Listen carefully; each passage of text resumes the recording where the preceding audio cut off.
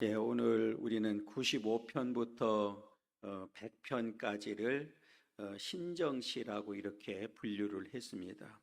오늘 신정시 가운데 두 번째, 오늘 96편을 우리가 살펴보게 되는데, 오늘 이 96편은 역대상 16장 23절부터 33절까지 거의 내용이 같습니다. 그래서 이 시를 다윗의 시로 보는 내용을 우리가 보게 되는데, 포로 이후에 이 시편 저자가 이제 어, 당시에 다윗이 기록할 때는 이 백성들을 이제 선민을 대상으로 했다고 하면, 오늘 이 신정시는 우리가 이미 읽은 대로 만국입니다. 그러니까 열방의 모든 백성들을 향한 이제 시라고 이렇게 보면 됩니다. 그래서 오늘 1절에 보면 노래라고 하는 단어가 3번 나오죠. 2절에도 나오는데, 새 노래로 여호와께 노래하라, 온 땅이여 여호와께 노래하라, 이렇게 이야기를 합니다. 새 노래가 문자적으로는 이제 뭐 작사나 작곡을 새롭게 만든 노래다, 이렇게 볼 수 있는데, 어, 물론 이제 문자적으로 보면 새로운 노래를 이야기할 수도 있는데, 심령의 변화지요. 이렇게 이제 내가 완전히 이제 그 하나님의 은혜로 인해서 또 성령으로 인해서 심령이 변화된 상태에서, 다시 말하면 구원의 감격과 기쁨을 가지고 하나님 앞에 노래하는 상태를 새 노래라고 이렇게 보면 됩니다. 그러니까 우리가 그 일반적인 노래하고는 전혀 다르지요. 그러니까 믿음의 사람들이 완전히 심령이 새롭게 되고, 내가 구원받은 그 감격과 기쁨을 가지고 그 여호와께 이제 노래하라. 그러면서 이제 온 땅이여 여호와께 노래할지어다, 이렇게 얘기합니다. 그러니까 이 온 땅이라고 하는 내용은 우리 그 오늘 본문의 전체를 보면 9절에서도 그 하반절에 보면 온 땅이여 그 앞에서 떨지어다, 이렇게 얘기를 하고 있거든요. 그리고 그 이후에도 이 만국, 이렇게 7절에 보면 만국의 족속들아, 이렇게 이야기를 합니다. 그러니까 이 내용을 보면 단순히 그냥 이 그 노래로 끝날 것이 아니라, 이 온 땅이라고 하는 내용은 하나님께로부터 이제 창조된 모든 피조 세계를 말하고 있다, 이렇게 보면 되거든요. 그래서 오늘 본문 뒤에 보면 하늘도 땅도 밭도 뭐 이렇게 쭉 여러 이제 피조 나무 이렇게 세계들이 나옵니다. 그러니까 이 피조 세계는 하나님께로부터 창조된 모든 이 피조물들은 당연히 여호와께 이제 노래해야 된다는 내용이거든요. 우리가 오늘날 적용한다고 하면 더더군다나 이제 우리가 구원받은 저와 여러분들은, 우리가 그 하나님을 향해서 여호와께 노래해도 되고 안 해도 되는 것이 아니라 반드시 해야 된다는 얘기잖아요.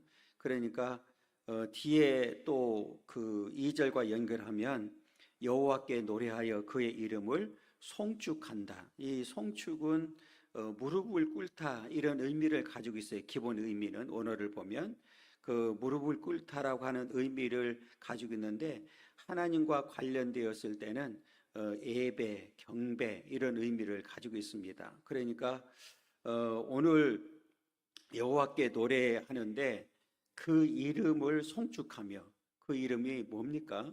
오늘 하나님이잖아요. 여호와께 예배하고 경배하는 일을 해야 되는데, 그의 구원을 날마다 전파할지어다.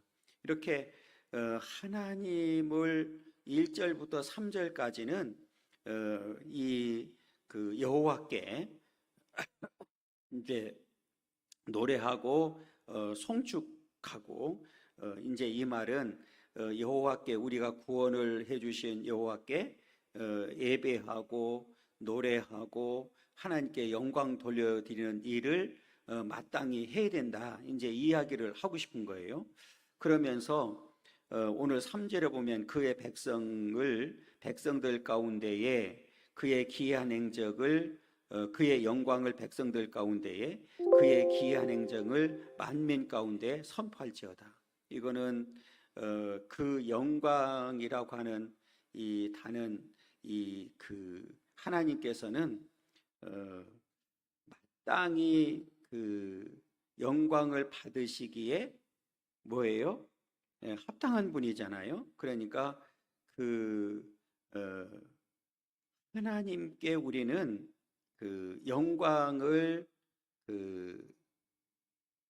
돌려드려야 되는데 그것을 오늘 뒤에 보면 그 기이한 행적을 만민 가운데 이렇게 되어 있거든요. 이 기이한 행적은 오직 하나님만이 하실 수 있는 초월적인 역사를 말합니다. 그러니까 그 이스라엘 백성들은 그동안에 하나님의 영광을 기이한 행적을 다 체험한 백성들이잖아요. 그죠? 이스라엘 백성, 선민은 우리가 잘 아는 대로 뭐 출애굽 과정이라든지 또 그 홍해 바다를 건너고 40년 역사 뭐 이런 것들을 다 종합해 보면 이 선민들은 하나님의 영광 또 기이한 행적을 다 체험하고 실제로 목도한 백성들입니다.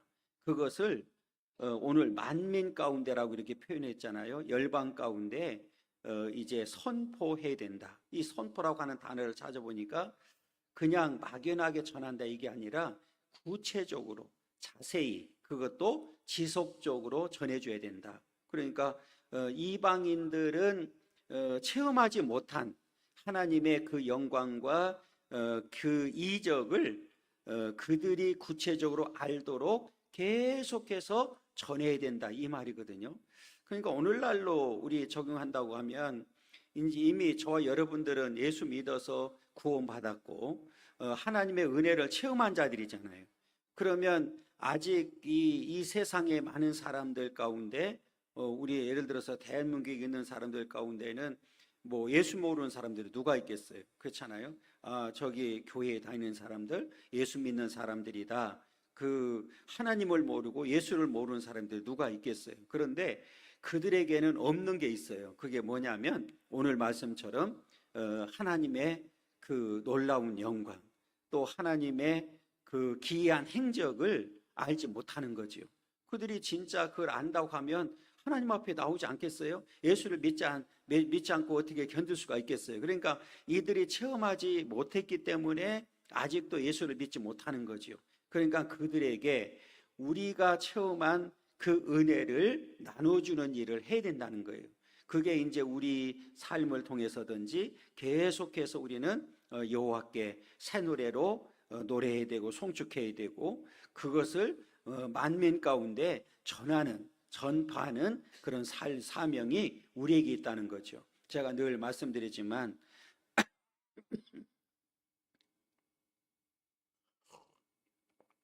교회가 세워진 목적, 오늘 저와 여러분들이 먼저 부름을 받은 목적은 오직 복음을 전하고 예수를 전하는 데 있는 줄 믿습니다. 그러니까 이 선민이 자기들이 체험한 구원이라든지 하나님의 영광이라든지 그동안에 체험했던 기이한 행적들을 만민 가운데 열방 가운데 전해야 될 사명이 있었던 사실처럼 오늘 저와 여러분들에게도 그런 사명이 있다는 사실을 보여주고 있고요. 그러면 우리가 왜 이제 새 노래를 여호와를 찬 노래해야 되고 송축해야 되고 그것을 열방 가운데 전파해야 되느냐? 그 이유가 이제 4절부터 9절까지 내용입니다. 이 4절부터 9절까지는 그 하나님이 어떤 분인지에 대해서 가르쳐줘요. 그러니까 앞에 말씀드렸던 대로 하나님은 영광을 받으시기에 또 찬송을 받으시기에 합당하신 분이란 말이에요. 그러면 그 합당한 분이라고 하는 내용이 그러면 뭐냐? 오늘 4절 이제 첫 번부터 뭐라고 얘기냐면 여호와는 위대하시다. 그죠? 그 위대하시다. 이제 위대하다고 하는 내용은 문자적으로는 크고 강하다고 하는 의미를 가지고 있거든요. 그런데 단순히 하나님은 그냥 크고 강하신 분이시다, 이게 아니죠. 뒤에 보면 뭐를 얘기하냐면 하나님은 창조주시다. 그리고 절대 주권과 섭리로 역사하시는 분이시다. 이걸 지금 강조하는 거예요. 그러니까 하나님은 우주 만물을 창조하신 분이시고 절대 역사와 섭리 가운데 역사를 운행하시는 분이시기 때문에 당연히 그 위대하신 하나님, 그 하나님께 우리는 찬양을 돌려드려야 된다. 그래서 지금 4절에서도 이제 비교해 주고 있거든요. 지극히 찬양할 것이요, 위대하시니 지극히 그랬잖아요. 우리가 번역되기 전에, 오늘 지극히라고 됐는데 번역되기 전에 그 성경은 극진이라고 하는 단어를 썼거든요. 저는 오히려 지극히보다는 극진이가 낫다고 봐요. 그러니까 이 번역을 해서 지극히라고 되어 있는데 극진이가 오히려 이 극진이 찬양할 것이요, 모든 신들보다 경외할 것이며, 여기서 잘못하면 모든 신들 그랬으니까 여러 신이 있는가 보다, 이게 아니요. 오늘 이제 당시의 이 사상은 그 지역마다, 나라들마다 자기들이 그냥 섬기는 신들이 있었잖아요. 그게 뒤에 이제 나오는데 5절 한번 연결해 보면 만국의 모든 신들은 우상들이지만, 여기 번역되기 전에 그 단어는 우상이라는 말을 안 썼고 헛것이요 이렇게 돼 있어요. 헛것. 그러니까 이 우상은 말 그대로 뭡니까? 헛것이 헛것. 그러니까 여기 모든 신들이라고 하는 이 단어는 우상들이란 말이에요. 헛것이란 말이에요. 그러면 여기서 말하는 모든 신들은 하나님이 창조해 놓은 것 중에서 만들어 놓은 거란 말이에요. 그렇잖아요. 돌이 되었던, 쇠가 되었던, 금이 되었던, 은이 되었던, 나무가 되었던, 지금 모든 것들은 누가 만들어 놓은 거예요? 하나님이 만들어 놓은 거예요. 그리고 자기들이 그것을 쇠를 녹여서 만들었던지, 금을 녹여서 만들었던지, 돌을 깎아서 만들었던지, 나무를 만들었던지, 다 재료가 뭡니까? 하나님이 만들어 놓은 거예요. 하나님이 만들어 놓은 것 중에서 자기들이 만들어 놓고 그것이 뭐라고 지금 얘기해요? 신이라고 표현한 거예요. 그러니까 오늘 당연히 그렇잖아요.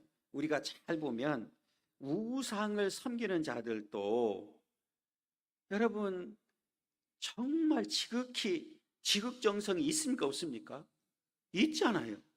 어떤 면에서 보면 우리들보다도 더 지극정성이 대단하거든요. 그렇잖아요. 그러니까 그 신들보다도 경외해야 된다. 이거는 마땅히 우리가 하나님을 찬양하고 하나님을 경외하는 일에 대해서는 두렵과 떨림으로 해야 된다는 거예요. 그런데 우리가 지금 하나님을 예배한다고 하고 하나님을 찬양한다고 하고 하나님을 경외하고 섬긴다고 하면서 그런 자세를 갖습니까? 그런 자세를 갖냐고.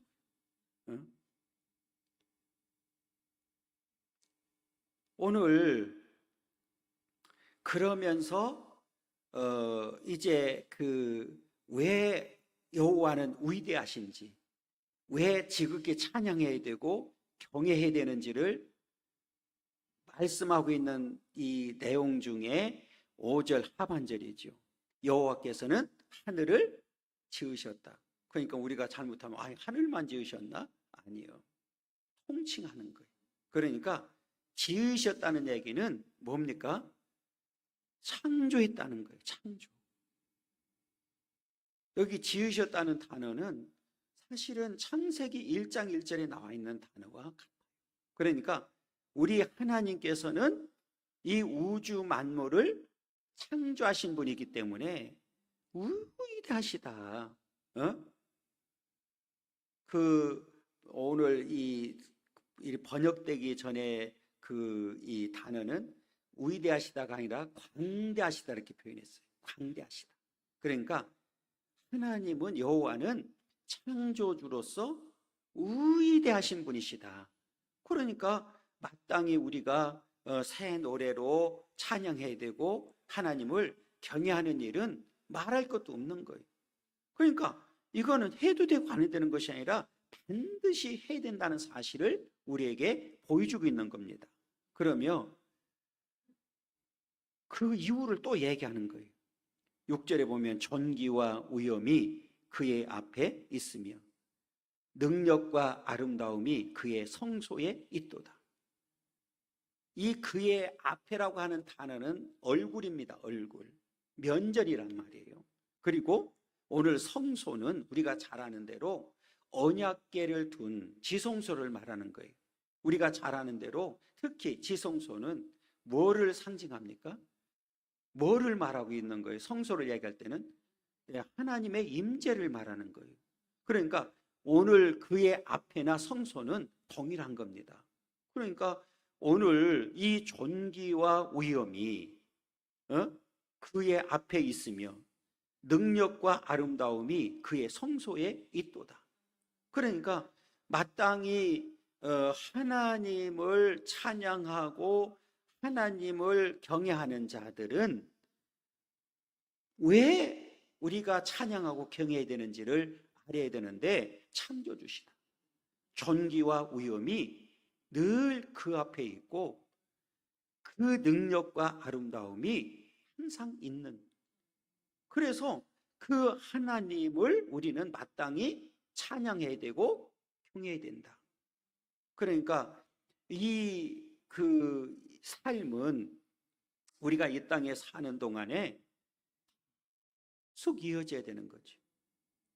끊기면 안 되는 거예요.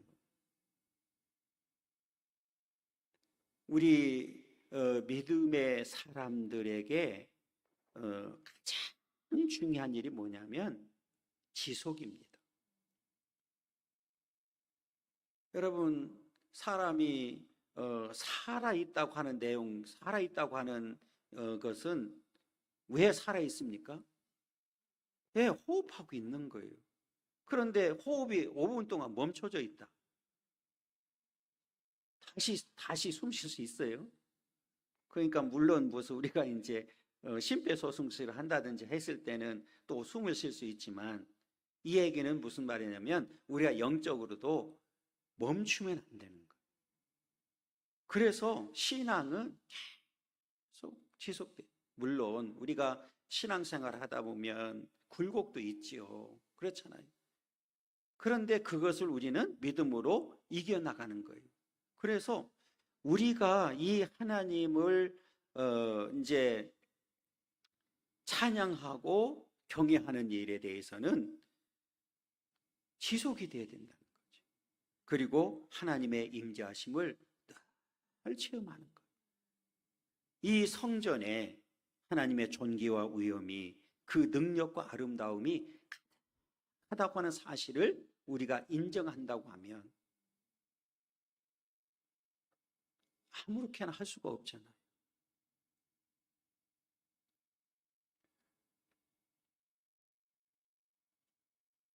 만국의 족속들아, 영광과 권능을 여호와께 돌릴지어다. 여호와께 돌릴지어다.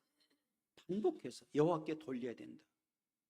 그러니까 지금 우리들이 살아가는 삶의 목적은 하나님께 영광을 돌려드리는 데 있는 거예요. 그러니까 지금 당시에 역사적으로 본다고 그러면 선민이었던 이스라엘 백성들은 말할 것도 없고 오늘 만국의 족속들아 그랬잖아요. 그 열방들인 거예요. 그러니까 왜 이 열방들도 당연히 하나님께 그 영광과 권능을 돌려드려야 되느냐? 피조물이기 때문에. 하나님이 주인이잖아요. 하나님께로부터 지음을 받은 존재들이기 때문에 마땅히 하나님께 영광과 능력을, 권능을 돌려드려야 되는 이유가 바로 여기 있는 거예요. 그러니까 우리의 삶의 목적은, 인생의 제일 된 목적이 뭡니까? 하나님을 영화롭게 하는 데 있는 거예요. 다시 말하면 하나님께 영광 돌려드리는 데 있는 거예요. 오늘 이 자리에 앉아서 저와 여러분들이 하나님 앞에 예배 드리고 지금 말씀을 듣고 있는 이 시간에도 하나님께 영광을 돌려드리는 시간이란 말이에요. 그러니까 우리의 예배의 자세가 얼마나 중요한지를 우리에게 보여주고 있는 거예요. 그러니까 어떤 경우라도 우리는 예배를 방해하는 자들이 돼서는 안 됩니다. 무슨 이해가 됐죠? 우리는 여호와께 그 영광과 능력을, 권능을 돌려드리는 삶을 살아야 된다. 그러면서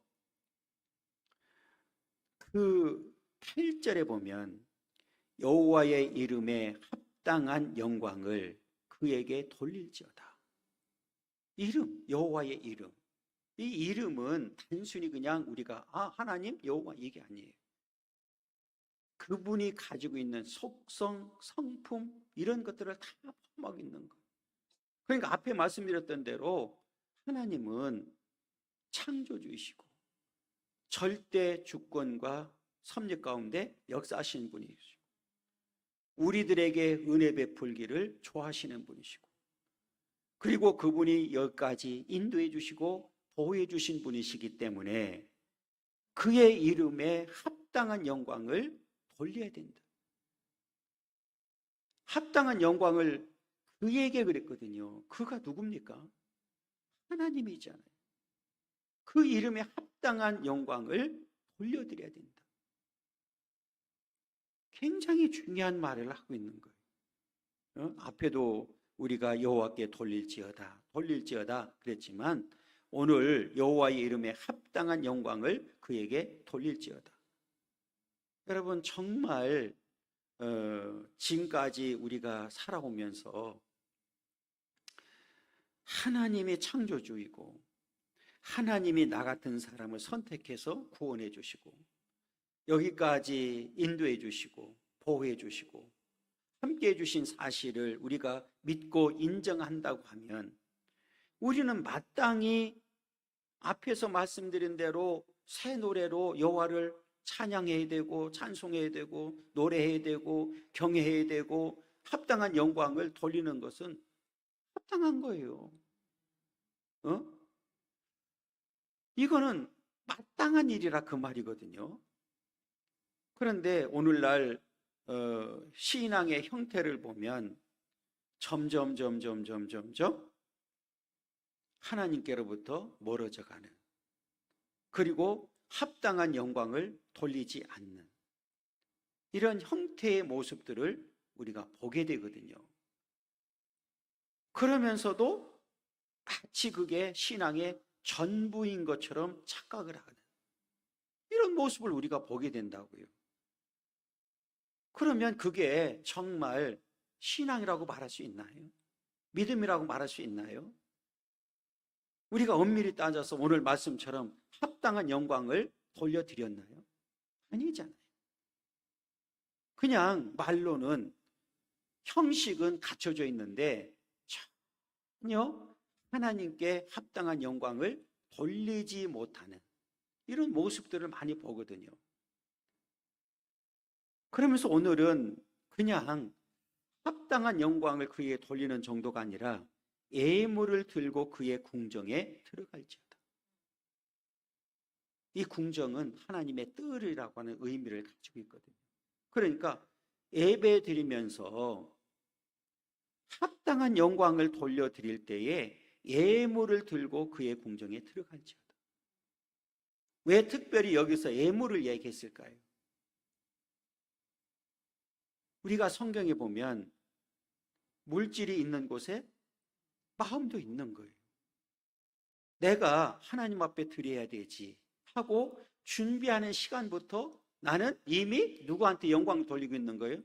하나님께 영광을 돌리고 있는 거예요. 여러분, 앞에 말씀드렸어요. 하나님은 천지를 창조하신 분입니다. 우주 만물의 주인이십니다. 하나님이 부족해서 드리라고 했을까요? 아니잖아요. 뭐를 보고 싶은 거예요?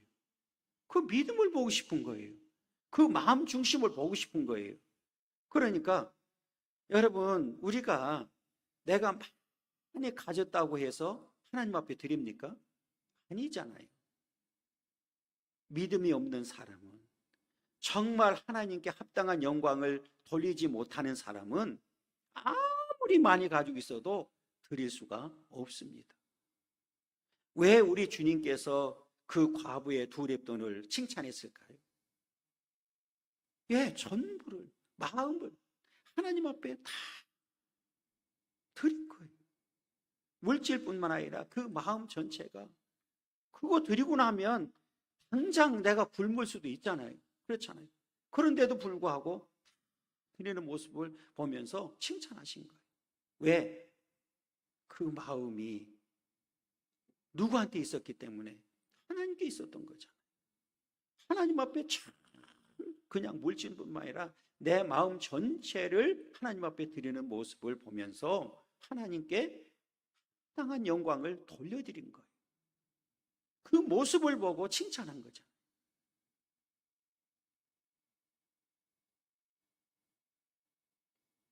요즘 깜짝깜짝 놀라는 일들이 생기는데 예배에도 방해하고 하나님 앞에 드리는 것도 장난치는 모습을 보면서 망할 징조다.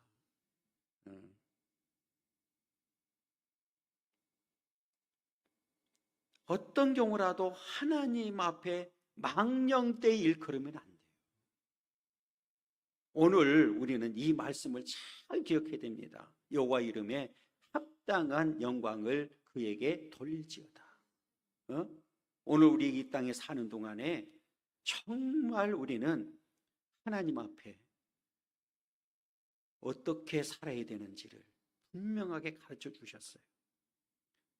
합당한 여호와 이름에 합당한 영광을 하나님 앞에만 돌려드리는 그런 삶이 되기를 간절히 소망합니다. 그러면서 예물을 들고 그의 궁정에 들어갈지어다. 하나님 앞에 이 드림이 그죠? 예배도 드리는 거잖아요. 물질도 드리는 거잖아요. 이 드림이 얼마나 중요한지를 우리에게 보여주고 있는 거예요. 그런데 아무렇게나가 아니라 합당하게 드려야 된다. 영광을 돌려드려야 된다. 그러면서 아름답고 거룩한 것으로 여호와께 예배할지어다. 예물을 들고 그의 궁정에 들어가야 된다. 아름답고 거룩한 것으로 여호와께 예배할지어다. 온 땅이여 그 앞에서 떨지어다. 하나님 앞에 온 땅이여 그 앞에서 떨지어다. 합당한 영광을 돌려드리고 합당한 예배를 드려야 된다. 그래서 이 아름답고 거룩한 것으로 가장 좋은 것으로 여호와께 예배해야 되는 거예요.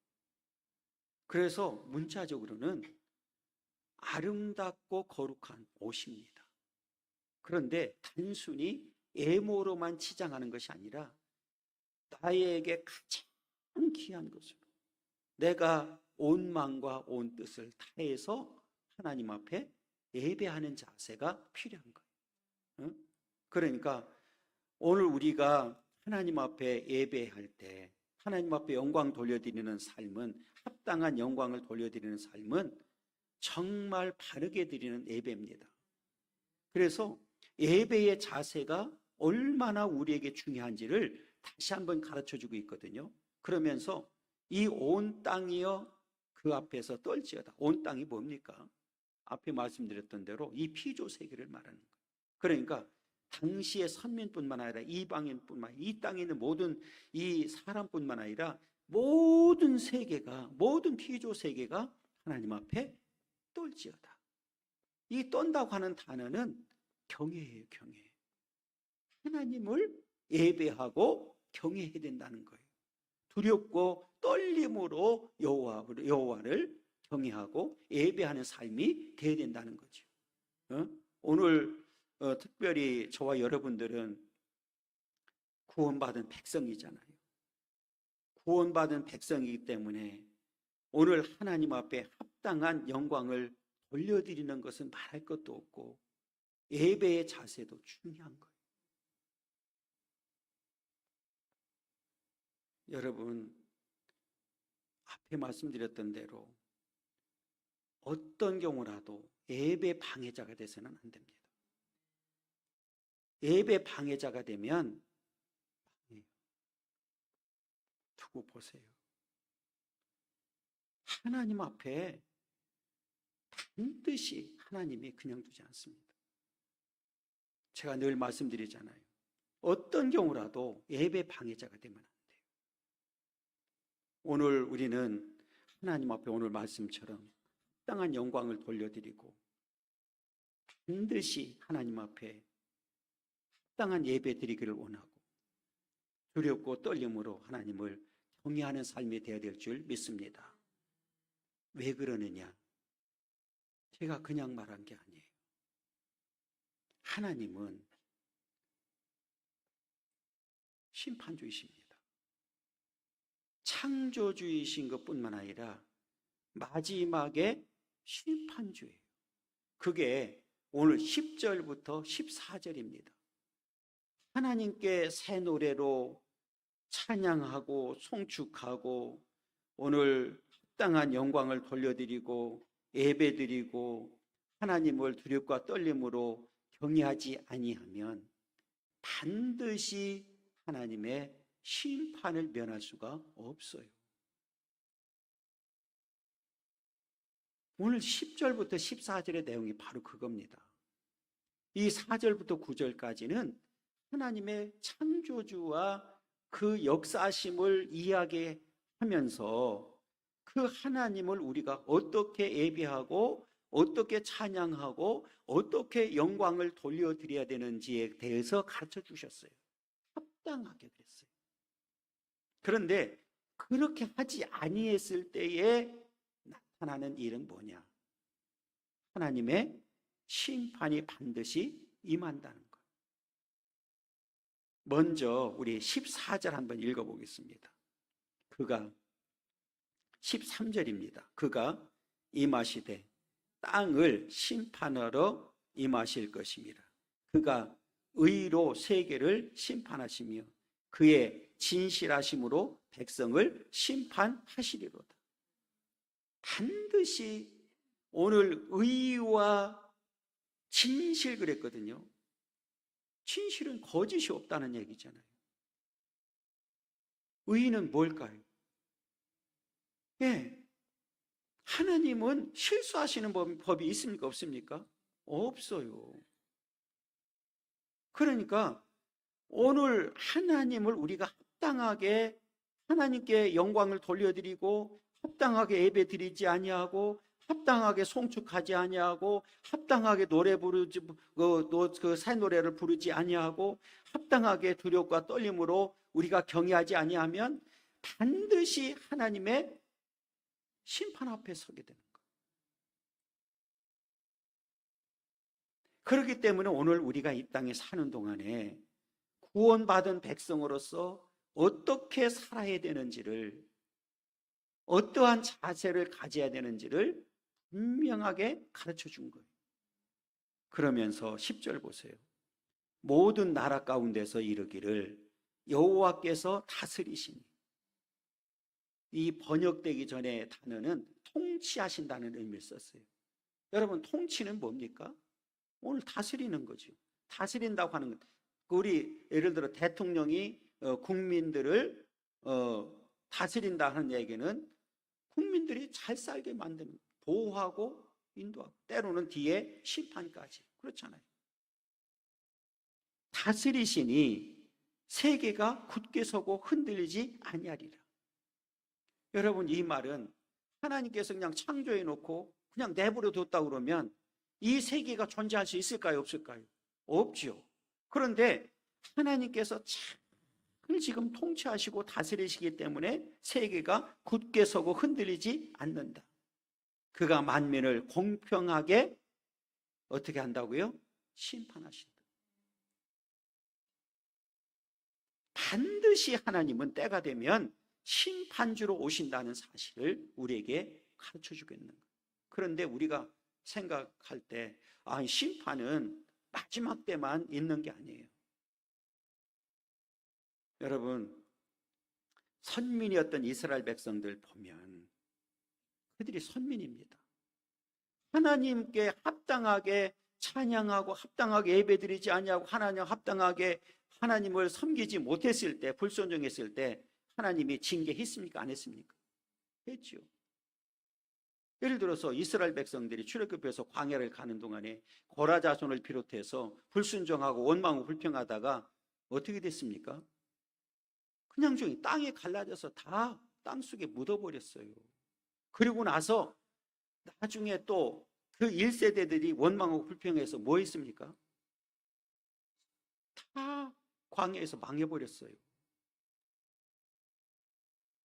뿐만 아니라 이스라엘 백성들이 가나안 땅에 도착해서 하나님 앞에 불순종하고 우상 숭배하다가 남유다까지도 바벨론에 의해서 70년 동안 포로 생활했거든요.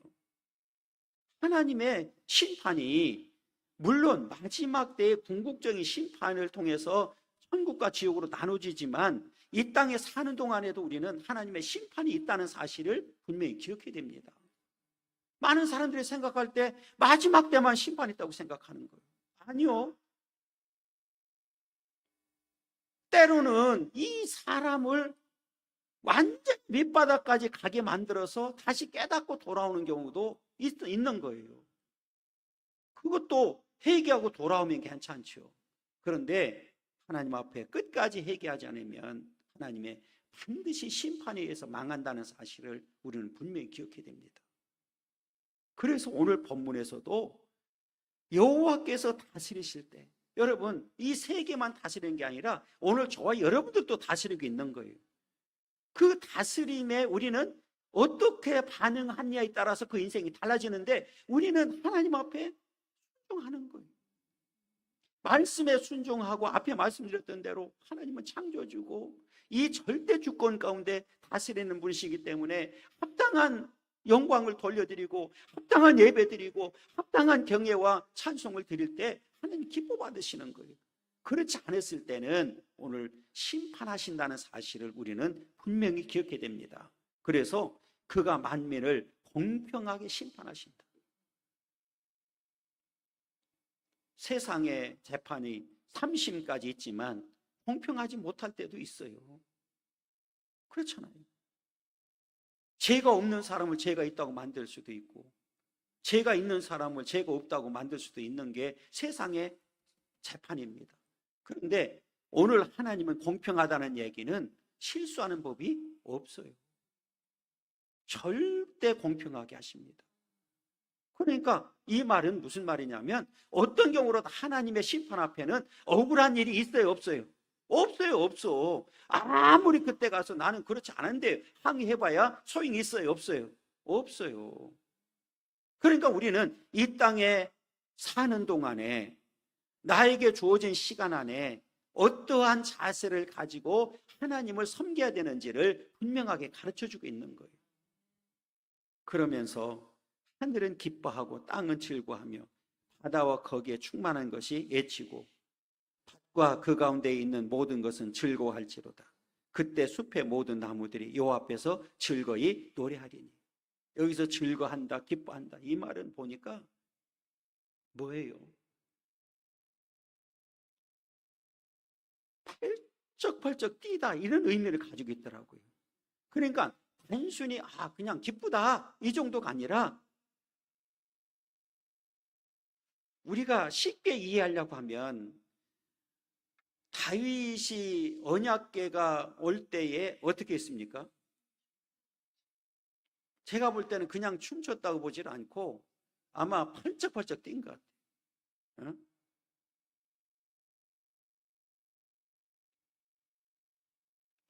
아줌마들 관광버스 타고 가면서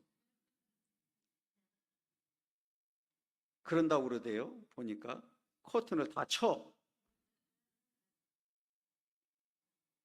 그래서 펄쩍펄쩍 뛴다고 그러더만. 어?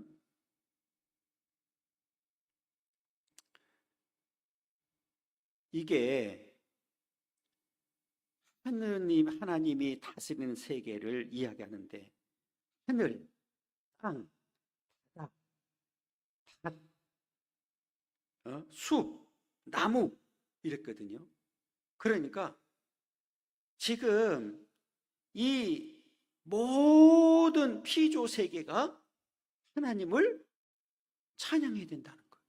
그걸 지금 얘기하는 거예요. 11절과 12절에서는 하늘은 기뻐하고 땅은 즐거워하며 바다와 거기에 충만한 것이 애치고 밭과 그 가운데 있는 모든 것은 즐거워할지로다. 그때 숲의 모든 나무들이 여호와 앞에서 즐거이 노래하리니. 모든 피조 세계가 여호와를 찬양하고 있는 거예요. 하나님께 영광을 돌리고 있는 거예요. 여러분, 이 다른 피조 세계도 하나님을 이렇게 노래하고 즐거워하고 팔짝팔짝 뛰면서 기뻐한다고 하면 여러분 우리는 두말할 것이 있어요, 없어요? 없죠. 왜? 그 가운데 우리가 특별히 선택을 받아서 구원받은 백성들이기 때문에 하나님 앞에서는 어린아이 같이 우리는 아주 기뻐서 팔짝팔짝 뛰는 그런 삶이 되어야 된다는 거죠. 그게 하나님께서 기뻐 받으시는 하나님께 영광을 돌리는 삶이다. 응? 여러분 이렇게 하나님의 그 위대하심을 찬양하고 높여드리고 영광을 돌려드리는 이 삶을 살게 되는 자들을 지금 이야기하고 있고, 그런데 그렇지 못했을 때는 하나님께서 공평하게 심판하신다.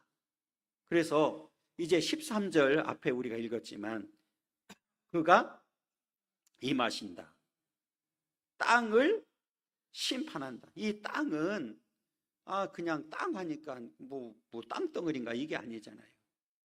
이 세계를 하나님은 마지막 때에 반드시 뭐 한다고요?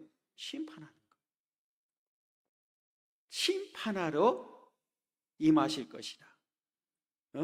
반드시 하나님은 심판주로 오신다는 사실을 우리에게 가르쳐주고 있는 거예요. 그러면서 의로 세계를 심판하시고 그의 진실하심으로 백성을 심판하신다. 이 세계, 백성들.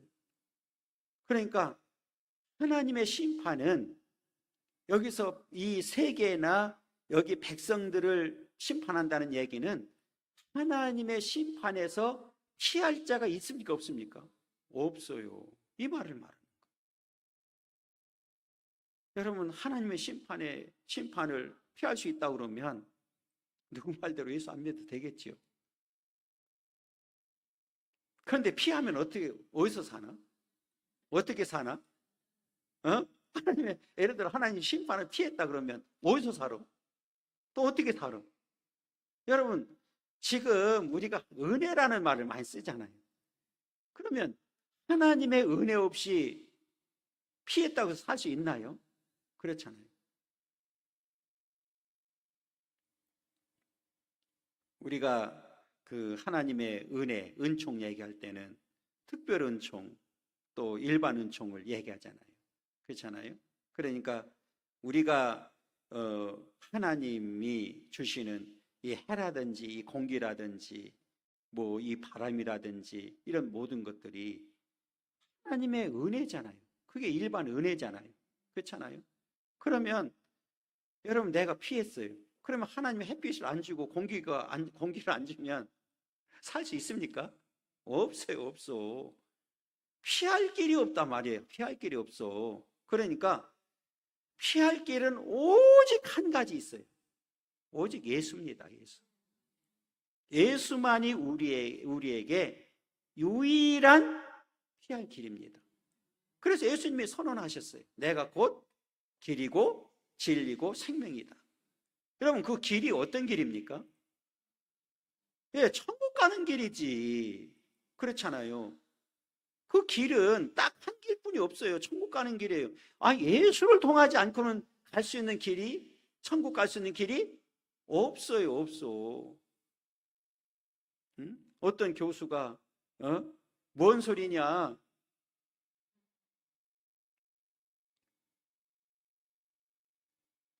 길이 많이 있다는 거예요.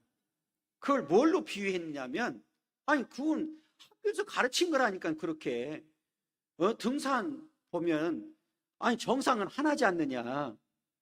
그러면 정상은 하나지만 그 올라가는 길은 여러 가지 있다는 거. 그런데 왜 오직 예수만, 교회만 구원이 있다고 얘기하느냐?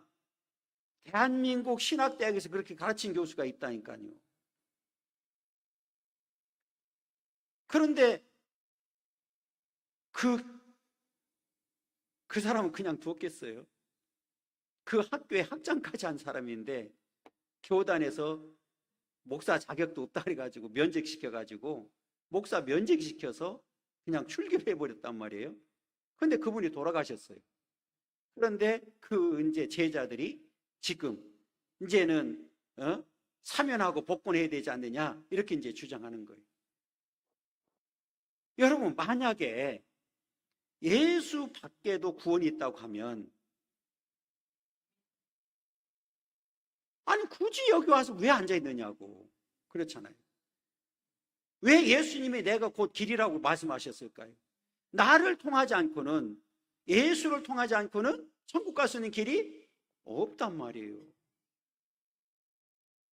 그런데 그 학교에, 똑같은 학교에 한 교수가 또 이렇게 얘기를 했어요. 예수님의 육체적인 부활은 있을 수 없다.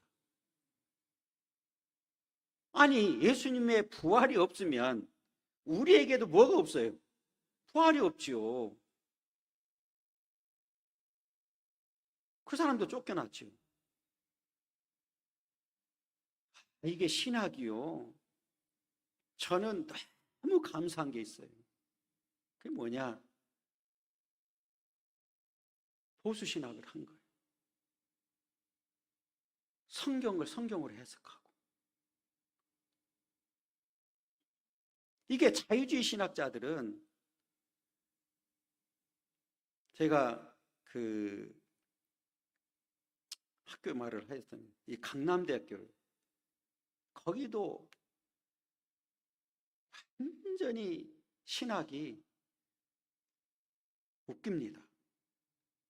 저는 그냥 목회 상담을 한다고 해서 그냥 했으니까 괜찮지만, 신학을 하겠다고 석사과정을 들어간 친구들이 첫 시간에 교수하고 대판 싸우고 나온 거예요. 첫 시간에. 그러니까 거기는 이제 뭐 총신 출신도 있었고 합동 출신도 있어 하니까 우리 같이 보수 신학한 사람들은 도저히 받아들일 수 없는 말을 한 거예요. 왜 그렇게 싸웠느냐?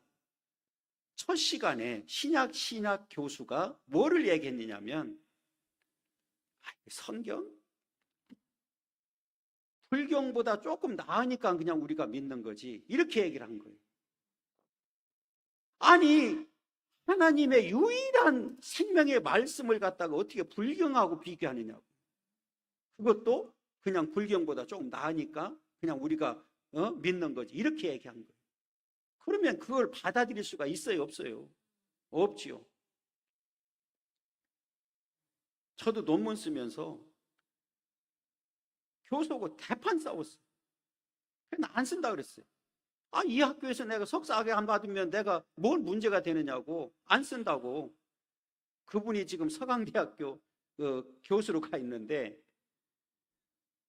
그 집사예요. 집사인데 뭐 때문에 싸웠느냐? 저는 목사니까 다른 종교를 내가 인정할 수 있습니까? 없습니까? 난 없어요. 그렇잖아요. 난 너무 쓰면서 나는 다른 종교를 인정할 수 없다 그러니까 이 양반이 아니 불교가 지금 몇천 년인데요. 몇천 년 동안 이어져 왔는데 왜 그 불교는 인정하지 않습니까? 이렇게 얘기를 하는 거예요. 오히려 기독교보다도 앞섭니다. 이렇게 얘기를 하더라고요. 그래서 내가 불교를 어떻게 인정합니까? 그리고 기독교보다 앞선다고요? 그러면 창세기 1장 1절을 믿어요? 안 믿어요? 내가 따졌어요. 그러면 창세기 1장 1절을 믿으면 어떻게 불교가 기독교보다 앞선다고 얘기할 수 있냐고. 그러니까 이분이 논리는 그거 뭐냐면 불기 4천 몇 년 이렇게 나오잖아요. 지금 5천 년 넘었어요? 몇 년도예요? 그것도 모르겠네. 아무튼 그리고 예수는 기독교는 2000년 역사하지 않습니까? 그러니까 불교는 그렇게 몇천 년 우리 기독교보다 앞서서 그렇게 존재하고 있는데 그렇게 문제가 인정하지 않는다고 하면 그거는 벌써 없어져야 될 종교입니다. 이렇게 얘기를 하는 거예요. 이 철학을 전공한 사람이라 이제 그런 식으로 이제 접근하더라고요. 그래서 제가 그랬어요. 집사하지 않냐고. 창세기 1장 1절을 믿어요, 안 믿어요? 그냥 그때는 얘기를 못 하더라고요. 여러분, 우리가요, 하나님 앞에 굉장히 중요한 부분입니다. 그래서 우리 예수님이 내가 곧 길이라고 그랬잖아요. 다른 길은 있어요, 없어요? 진리도 하나, 길도 하나, 생명도 하나. 이게 정리가 끝난 거예요. 그 말에 다 끝난 거예요. 요한복음 14장 6절에 다 끝난 거예요. 여러분, 우리 하나님 앞에 적당히 하지 말고 어떤 경우라도 예배를 방해하는 자가 되지 않기를 원하고 정말 하는 창조자 하나님을 합당하게 하나님께 영광을 돌려드리고 합당하게 예배를 드리고 합당하게 예물을 드리고 합당하게 경외함으로 인해서 하나님 앞에 섰을 때 저와 여러분들은 정말 칭찬받는 삶이 종들이 되기를 간절히 소망합니다.